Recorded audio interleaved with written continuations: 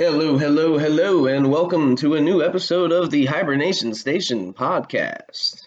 I got a lot of things to talk about today, but before we jump right into that, just a quick word from our sponsor. Today's episode is brought to you by memes. Does your sense of humor range from an innocent laugh to a full blown heartless romp? Perhaps memes are for you. Whether you're trying to make a clever political point, disguise your emotions over an untimely death, or perhaps you truly believe no subject is safe from a zing, try memes today. Memes! Yeah, I saw that one yesterday. So this past week's been kind of a weird one. I've had a lot of downtime, alone time. Um and usually when I have downtime or alone time, I like to play video games because God knows work during the week doesn't allow that to happen because I can't stay up late at night to play them because I always got to work the next day or whatever. But this week, things have just been a little different. I've had a lot of time to play video games. Right? Two thumbs up. Awesome. Get to play some video games. Except that's not what happened because several days this week, all I did was sit down and stare at my TV, thinking about playing video games and never actually doing it. And it got me wondering, why that is. Because I mean, but it's not the first time that I've done that in the last couple of years where I've just sat there and stared at the TV and thought about playing a video game but never actually played. So it got me starting to think about why I'm doing that. And I mean, excuse me, the obvious answer is that I'm just getting older and video games don't really do that for me anymore. Like I just don't want to play video games all the time. But I think it's a little more than just the fact that I'm getting old. I think it's a couple of things. Number one, I think the biggest problem is that I don't take the time to really play anything because I have the ability to turn right around and buy something else that looks more exciting. Like it's not like it was when I was a kid. Because when I was a kid, video games were, believe it or not, more expensive than they are now. That's a fun fact for anybody who didn't know that. Everybody like games are $60 now, and that's crazy. They used to be more, like a lot more. But when I was a kid, I wasn't buying video games. I was lucky to get a video game if my parents could scrape money together for me. So whenever we did get a video game, that was it for a while. Unless, we saved up our allowance and bought something ourselves, which took a while. Make a lot of an allowance, and games are expensive. So whenever we would get a new game, we would literally play it until there was nothing else left to see in it because we had the time to dump into it because it's all that we had to play. Like when I got the 64 for the first Christmas after it came out, and we got Mario 64 with it. I mean, I easily must have played that game for like a year before I played anything else. I mean, back then I didn't need anything else. I mean, Mario 64 was, well, I mean, it's a fucking classic for a reason. But it was something never seen before, so it made it easier to continuously play it because it was amazing to play.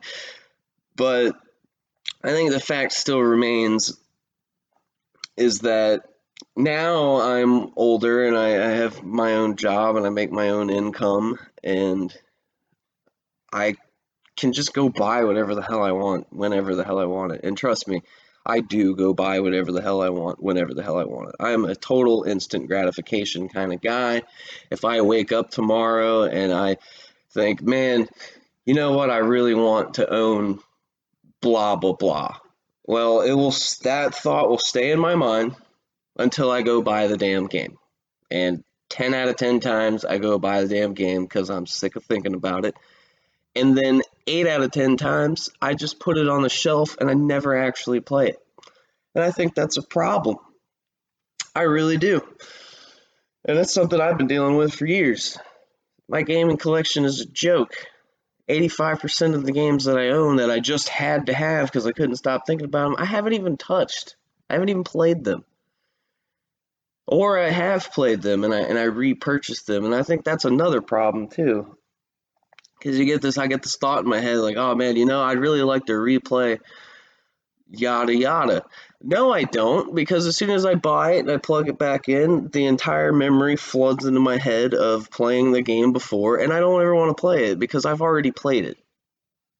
I don't have I don't have the same dedicated attention span that I did when I was a kid to replay something over and over and over again. I mean, I have a few select games that I like doing that with, but for the most part, nah, man, I want to see what's new, what's better on the other side of the fence. There's greener pastures. They're making new games all the time, and I am so willing to fucking buy them, pay the money for them.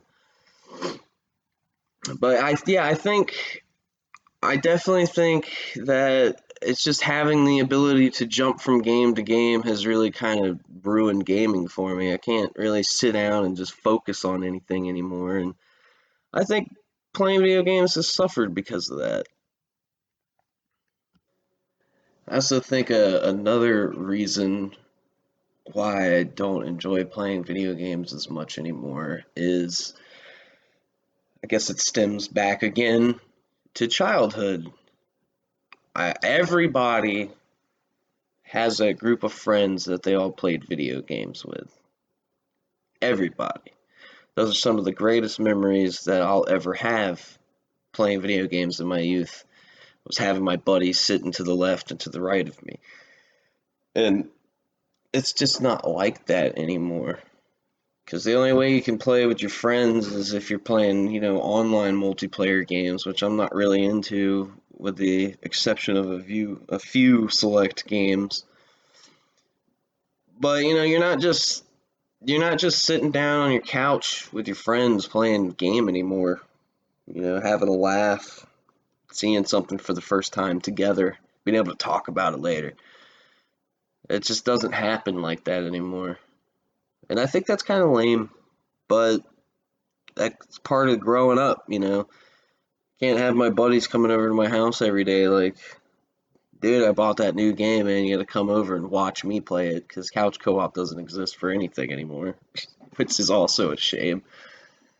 But, even even sitting down and watching your friend play a game is kind of cool. If it's an interesting game, if it's fun to watch being played. But that just doesn't happen anymore. And I enjoy, playing video games solo and enjoying, a good storyline and a single player adventure and all this and that. But I mean, it's kind of fucking lame if I don't have anybody to share it with. And I think that's another reason why I'm really hard up trying to play video games, because the majority of the games that I do own are single player story based games, because like I said, I'm not really into the multiplayer competitive aspect of online gaming anymore. I like, if I'm gonna be online gaming, I prefer like co-op based kind of things, which is a whole nother joke, because unless you have actual friends to play your games with, uh, playing with randoms online is, well, it's a headache and a half. Um, it's for the birds trying to solo queue into random parties. You need someone to play with, is my point. You gotta have someone to play with. It makes it infinitely more fun if you got a buddy to play with. I don't got very many buddies to play games with anymore, and I think that's another reason why I'm kind of fucking turned off from playing video games in my older age. Yeah, really, I believe that enjoying a game with somebody was like always an unspoken part of playing video games. Like it was always meant to be that way. And I think that's a reason why streaming has blown up as big as it has in the last few years or so. I mean, everybody streams now, and I think it's because they want to, play a game and interact with people and talk about the game, or end up talking about anything else, but you're still playing a game and you're still interacting with people. I personally am super addicted to watching people streaming, which is hilarious because not even 2 years ago, I was like, I used to like make fun of people that did that because I didn't understand the pull of it. I didn't understand why people were interested in watching somebody else play a video game until I was finding myself staring at a screen, thinking about playing video games and never actually playing them. And sometimes it's cool to just watch somebody else play a game because I still want to consume video games. I just don't want to do it by myself. So having the ability to watch somebody else play a video game and then talk to them about it or talk to anybody else who's also watching them play the game, it's fun. It's entertaining. It's definitely it's not as big of a time waster as I once thought that it was. I mean, it's a total time waster, don't get me wrong, but anything else we do in life is a time waster. You only have so much time, you might as well find something to waste it on that you enjoy wasting it on. But I think that's why streaming is so big now, is because people want to consume video games, but they don't necessarily want to play them by themselves, because playing video games by yourselves isn't the same as having fun with friends. It's just not. And then on the other on the other spectrum, because I had mentioned earlier about just playing video games until there's nothing left to see in it anymore. Like, then you have the whole speedrunner aspect of the entire video game industry, which speedrunning is admirable. Uh, I highly respect it as an art form because I think it's an art form. It amazes me what some of these people are capable of doing. Number one, I'm extremely jealous of their ability to be so dedicated to one thing. I mean, just to play the same game over and over and over and over and over again until you optimize your run in such a way that you're the best that's ever played the game. It's absolutely mind-boggling to me. It's crazy. I couldn't even feel comfortable trying to speedrun the one game that I've played the most in my life. Like the game that I thought like I knew like the back of my hand, knew it from front to back, knew everything about it. And then I see people speedrun that game and I think to myself, well, Jesus, my 100 or so hours I've dumped in this game mean absolutely nothing because I don't know shit about it. Speedrunning is nuts. Those people deserve the rounds of applause, man. They are admirable. They are fucking crazy at what they do. I got a little off topic there on the speed running thing, but basically, in conclusion, I think the reasons that I don't play or enjoy video games as much in my older age than I did in my youth is I don't have the attention span to focus on one thing and just play that one thing. I make my own money, so I'm able to go out and buy something else if I want it. And I just don't have the people to play video games with anymore like I did when I was a kid. I think those are three major reasons why video gaming doesn't have the same oomph over me that it used to when I was a kid. But the truth of the matter is, it's probably most likely just because I'm getting old, and getting old sucks. So the other day, I kind of had a small observation about the internet again. I know I love talking about that pesky internet, but, and it's just an observation. This is literally just me talking out loud. I don't think there's like really anything to it, but I don't know. It's the idea interested me, and I just kind of wanted to talk about it. So it's no it's no secret that being offended on the internet is like a new cultural norm. Everybody's offended by something. And there's no one answer as to why that is. Um, But I was thinking about it the other day because I was on the old Facebook, and I'm scrolling through my feed as one does, and there's like an ad for something I couldn't even fucking tell you. I, I don't want the ad, so I see the ad and I'm thinking to myself, what the fuck is this ad doing on my feed? Have never liked or commented or anything in regards to this ad.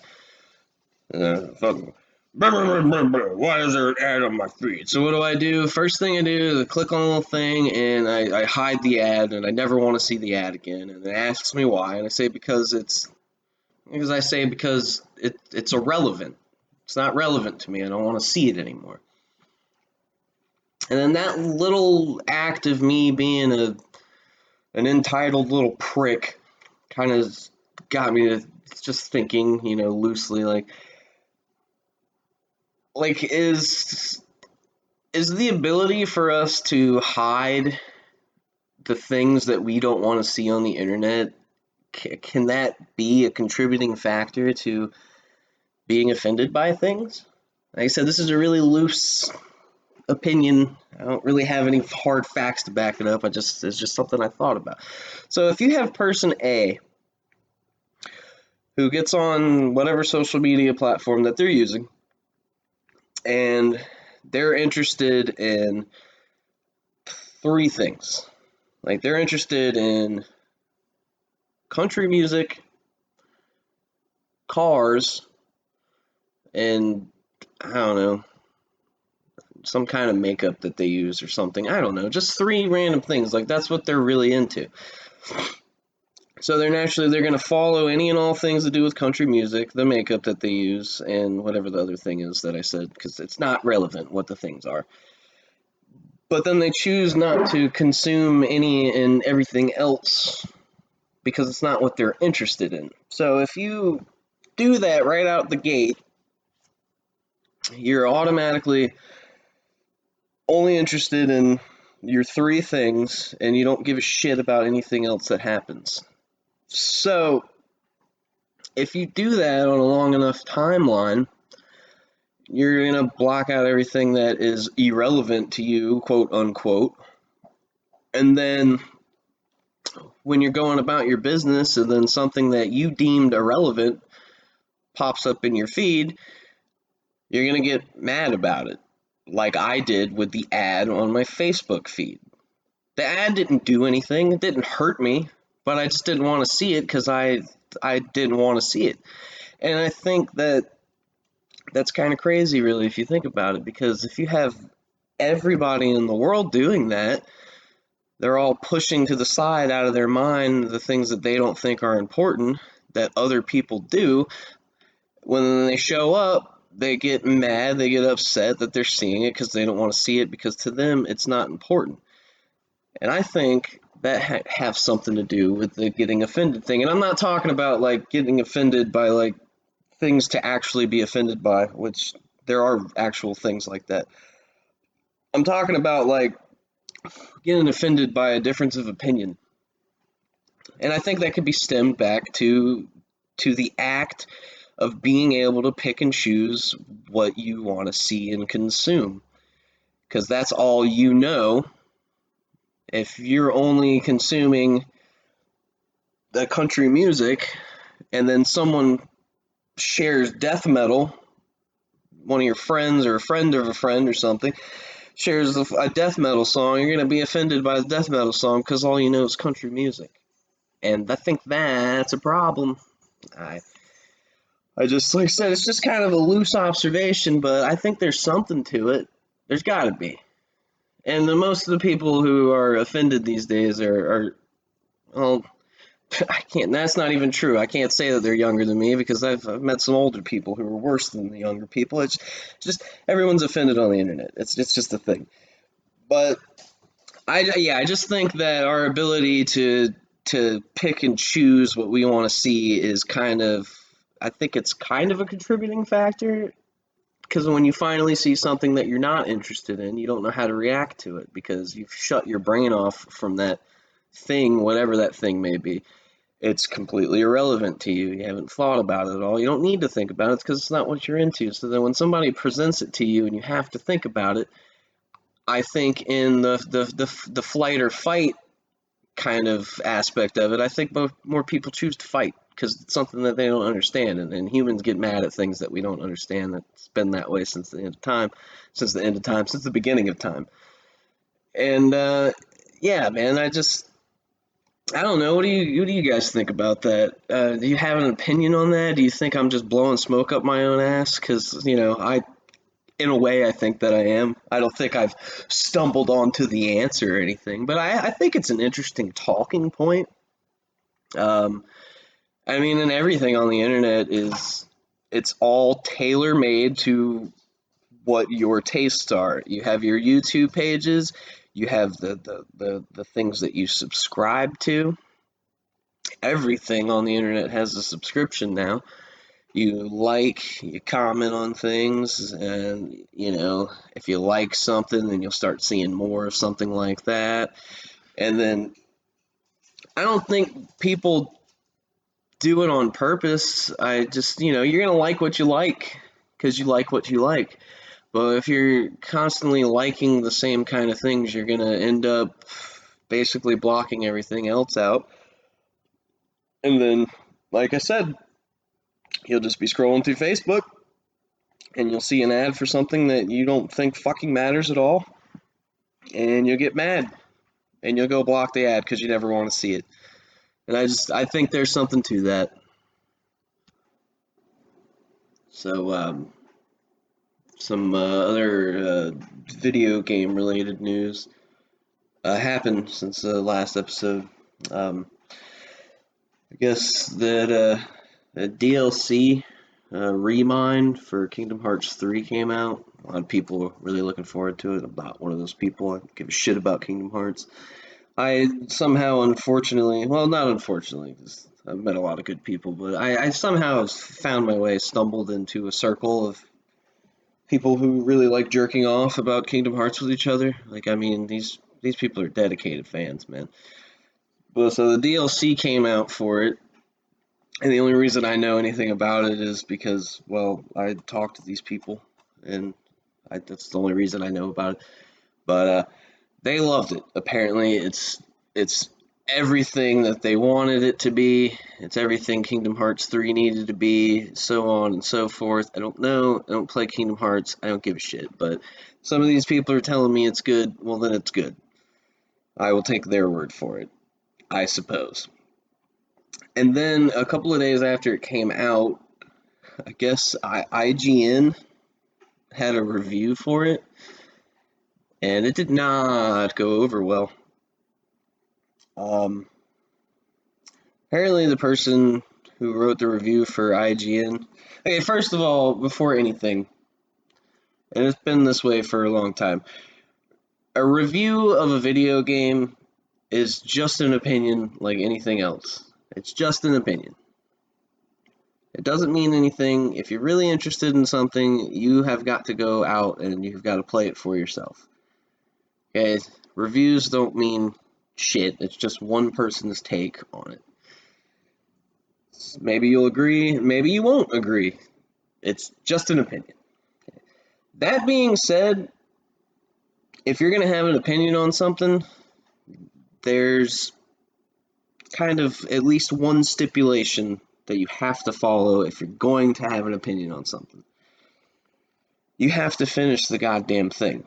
If you're reviewing a movie, you got to finish the movie. If you're playing a video game, you got to finish the video game. If you're reviewing a music album, you got to listen to the whole album. Okay, that's like the one thing that you have to do. You have got to finish it. Apparently, the person who did the review for Remind on IGN didn't finish the whole thing. I don't know what that entails, because from what I've gathered from everybody's talking is the Remind DLC really just sounds like fucking Kingdom Hearts boss fight, the game. Like, apparently, like, it's just all boss fights. I don't really know. Like I said, I don't know anything about it. But apparently the person didn't finish all the boss fights or just didn't finish the game. and then still came out with a review for it. And the review for it, then that person's opinion, was that it was lackluster in some aspects. Those aspects being the aspects that the Circle Jerk Kingdom Heart people are super fucking like that was the best part of the game in their opinion. And so it was fucking hilarious after this came out to see all these Kingdom Hearts friends of mine shit all over this fucking review. Like, oh, this person doesn't know what the fuck they're talking about. They didn't even finish the fucking game. Fucking, that was the best part of it. And that's what you said was lackluster. Blah, blah, fucking blah, blah, fucking blah. Okay, number one, like I said, it's just an opinion. Okay, it doesn't have to be the same as yours. Number two, it's fucking IGN for fuck's sake. Hey, IGN hasn't been important or fucking, what's the word I'm looking for? They're not even relevant. Like they're not even relevant as far as video game news or reviews or anything goes anymore. They haven't been for years. They're one of the worst clickbaity fucking companies involved in the video game industry out there. They suck, dude. They have sucked for so fucking long. You shouldn't even listen to what the hell they have to say. All right, so if you have IGN review, that should be like your number one. Okay, I'm gonna kind of, take a step back and not really take this too seriously. That should be your number one. Number two, as soon as the person hinted at the fact that they didn't finish said game, or in this case DLC, I can't believe we're reviewing DLC now. But if they didn't finish the game or the DLC, their opinion is extremely invalid. Just walk away. Just stop listening. It's not important anymore. You don't have the ammunition for an argument if you never load the fucking gun. You understand what I mean? You have to finish the thing. That's what gives you the ammo.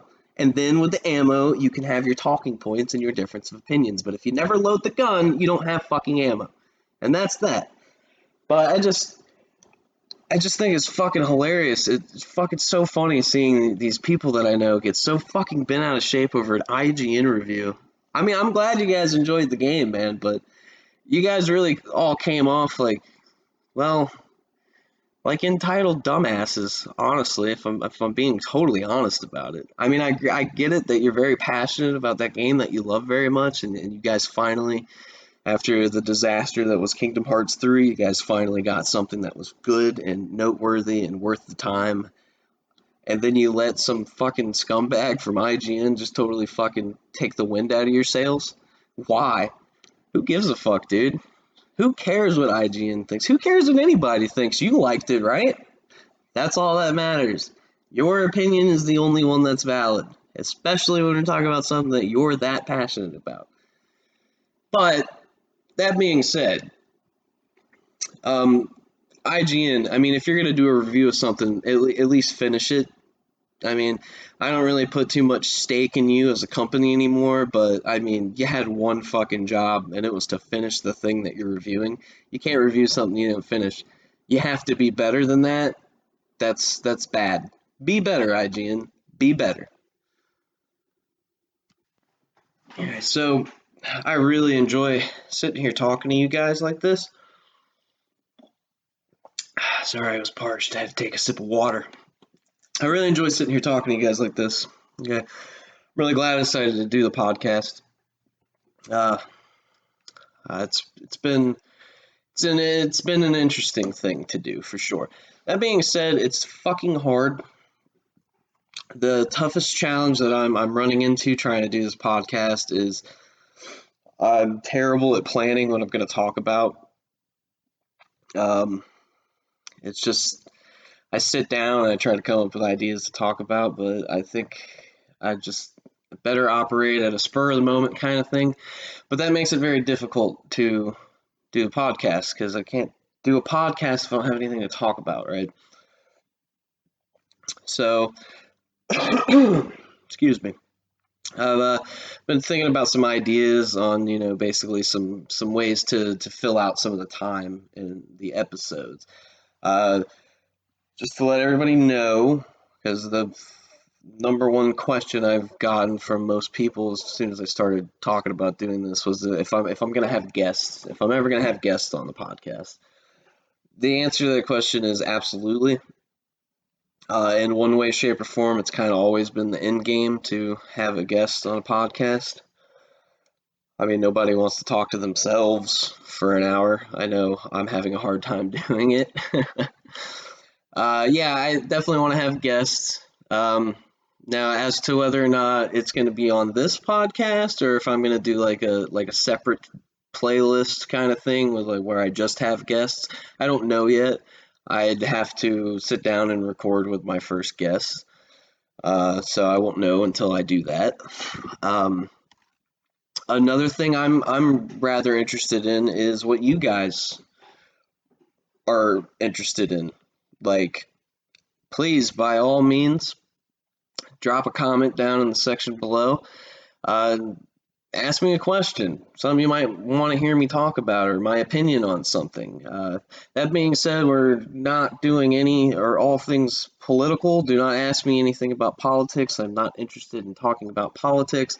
This is supposed to be a therapeutic, kind of stress free thing for me. And I don't really think, unless you're watching a political based podcast, I don't really think you want to hear me talk about politics.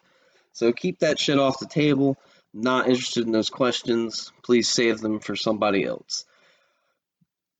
Other than politics, though, you want to ask me about anything, I'll be more than happy to talk or discuss about it or share my opinion about it. If that's something you're interested, like I said, just drop a comment down below. Let me know what you're interested in. Another thing that I was thinking about doing, because, well, I like movies, clearly. Anybody who knows me knows I like movies. So I was thinking about doing, I'm probably going to do it right now, but I'm probably going to start adding this into all the episodes. If I remember, of course, because sometimes I probably won't. But I probably do like a movie recommendation, like a movie that I recommend that everybody should watch at least once in their life. Maybe you've already seen it, maybe you haven't, maybe never even heard of it. Maybe it's one of your favorite movies, but not everybody is the same as you. So I was thinking about doing a movie recommendation kind of little bit in all the episodes, and I think this will be the first episode that I do. So without further ado, we'll go with Bear Presents Movie Recommendation. Today's episode's movie recommendation is brought to you by I just watched it with my roommate the other day because he's never seen it before. Just sitting around, fucking not doing anything, and fucking, you want to do something? And yeah, man, you ever seen True Romance? And he'd never seen True Romance before. So that's today's movie recommendation. A movie called True Romance, starring Christian Slater and one of the Arquette sisters? Yeah, Patricia Arquette. Wow, I couldn't remember her name. Starring Christian Slater and Patricia Arquette. Directed by Tony Scott, and little known fact, written by Quentin Tarantino, but not a Quentin Tarantino movie, just written by him. True Romance is about Christian Slater's character, who is a bachelor, kind of, go solo in life kind of guy, works at a comic book shop, hangs out at bars, talks about Elvis a lot. So he meets Patricia Arquette's character, who is a call girl, and then they have a night together, and then they fall in love. And then he runs away with her to California to try to sell a shit ton of cocaine. Now, I know you're thinking to yourself, what? Where did the cocaine come from? Well, I don't want to tell you that because I think you should watch the movie. But that's the general premise of the movie. The dude meets a hooker, he falls in love with her, they get some cocaine, and then they try to go to California to sell it so that they can make a bunch of money and live happily ever after. Now, the movie is written by Quentin Tarantino, so you know it's not as easy as A to B. The movie also has a star-studded cast. Like I said, Christian Slater is the lead role. Patricia Arquette is his leading lady. Other actors in this movie consist of Dennis Hopper is in this movie.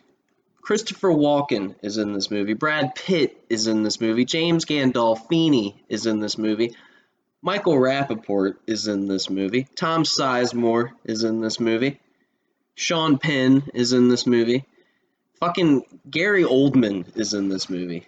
Everybody is in this movie. And I am a sucker for a triple A ensemble like that. I love it when there's way too many great actors in one movie. It's the best. So it's got a star-studded cast. It's written by Quentin Tarantino. It's directed by Tony Scott. It's a 90s movie. I mean, I don't know what else to tell you about it. You should be watching it right now. But if you're not watching it and you haven't seen it, I highly recommend that you give True Romance a watch. Now, if you've seen True Romance and you really liked it, let me know in the comments. If you hated it, definitely let me know in the comments. That could be a good talking point right there.